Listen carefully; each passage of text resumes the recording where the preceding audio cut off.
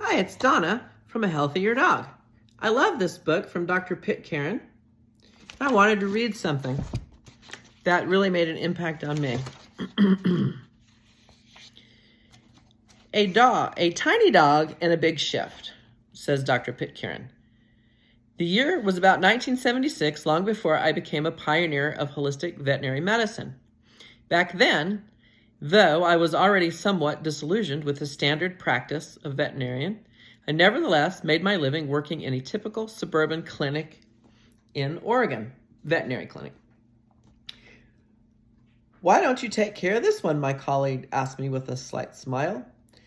The unmistakable look of someone who was about to unload an unwelcome problem. He pointed through the door to a little middle-aged Chihuahua sitting on the exam table.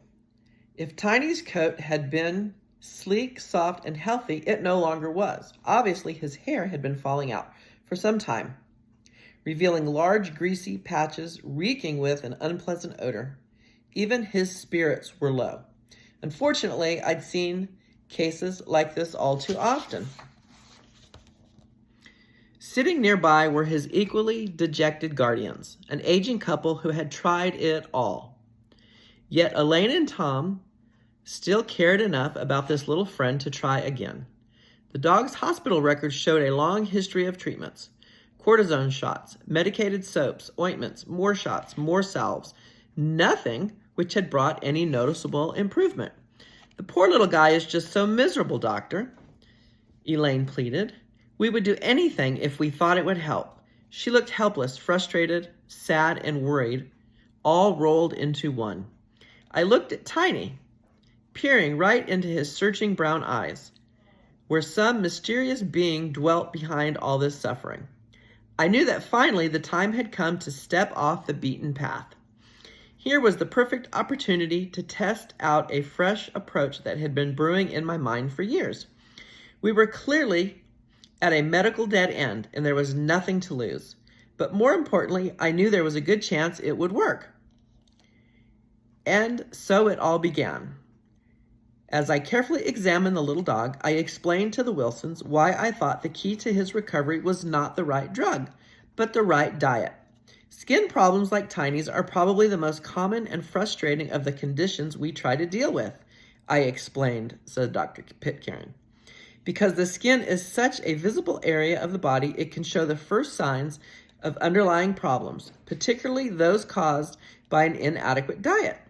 The skin grows really rapidly. It makes a whole new crop of cells about every 3 weeks. That takes a lot of nourishment. So when the diet lacks what's really needed, the skin is one of the first tissues to break down and show abnormalities like the kind we see here in Tiny.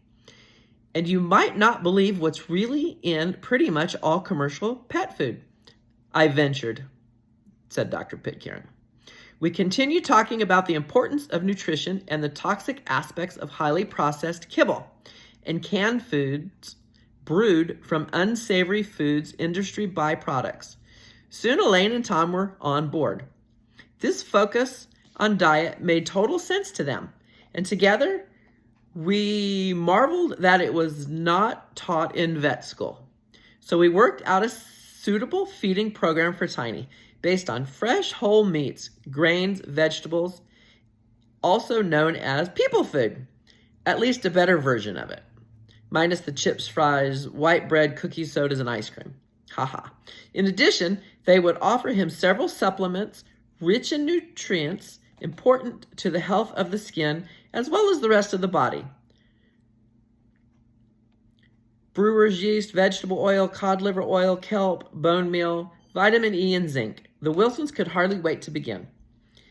And it's also good to bathe Tiny occasionally with a mild, non-medicated natural shampoo, I said, smiling as they scooped up the little dog in preparation to leave. This will help remove the irritating toxic secretions from his skin without burdening him with harsh chemicals. During the next weeks, my thoughts often went to Tiny, wondering how he was doing. A month later, the Wilsons proudly returned to show the results of our treatment. Tiny was like a new dog. full of life, jumping around excitedly on the exam table. His coat was much healthier. Hair was rapidly filling in the previously bare spots.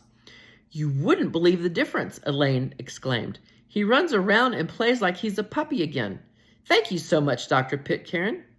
Tiny's transformation was very rewarding for all of us, but most of all for him. For the Wilsons, the added benefit was realizing that their dog's health was now in their control, and that keeping him well did not require monthly injections of cortisone or other medications with all their unsavory side effects. Tiny's case was one of my first clinical attempts to apply the results of a long learning process about the vital role of nutrition in health, something I'd been exploring for years, especially as a researcher and lecturer in doctoral immunology program at Washington State in the early 70s.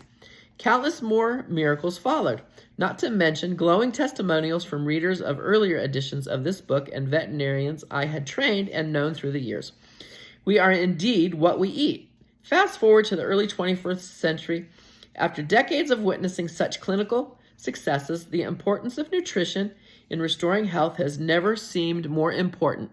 As we gaze upon the dietary landscape of today, an astute observer will agree. Our food supply has never been so compromised. And yet there is hope.